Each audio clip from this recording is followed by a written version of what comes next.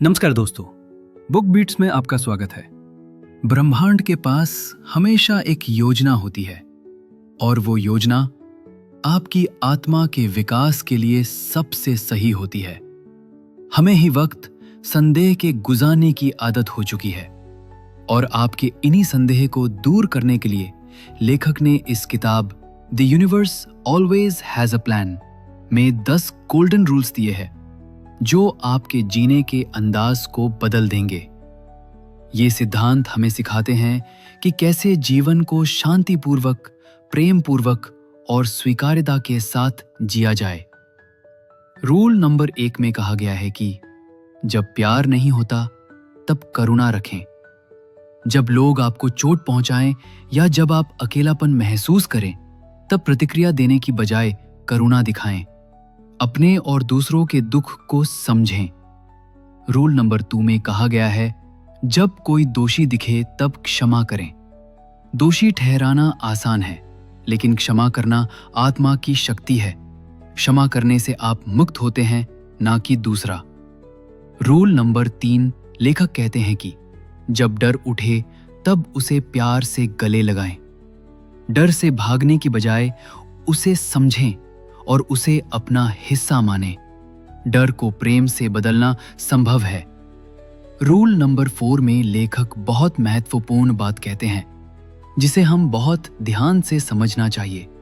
लेखक कहते हैं, जब संदेह हो तब आत्मा को सुने। दिमाग उलझाता है, आत्मा स्पष्ट करती है। अपने भीतर की आवाज पर भरोसा करें। और रूल नंबर 5 रूल 4 को थोड़ा और आगे बढ़ाकर बात करता है। ये कहता है कि जब कोई रास्ता ना दिखे तब समर्पण करें। हर चीज को कंट्रोल करने की जरूरत नहीं, ब्रह्मांड की योजना पर भरोसा रखें। रूल नंबर 6 में लेखक बताते हैं कि जब आप थके हों तब खुद को अपनाएं। आत्म प्रेम और विश्राम भी आध्यात्मिक यात्रा का हिस्सा हैं। आप तभी औरों को दे सकते हैं जब आपने खुद को भरा हो। रूल नंबर 7 में जो बात लेखक ने कही है वो हम सबको ध्यान से समझनी चाहिए।